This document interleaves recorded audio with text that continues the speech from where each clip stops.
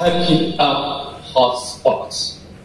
Only because of these Isang moron na Chinese general gustong ipahiya si President Ferdinand Marcos Jr. Pasimpleng sinupla ni Presidente Marcos. Sa madaling salita, pinapagulo raw ni President Marcos ang sitwasyon sa West Philippine Sea.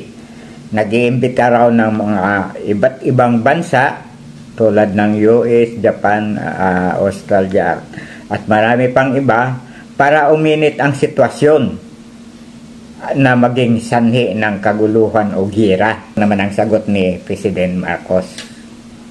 Ang Pilipinas ang pangunahing bida kung ang pag-uusapan ay West Philippine Sea dahil ipinagtatanggol lamang nito ang kanyang soberanya na inaagaw ng bansang China.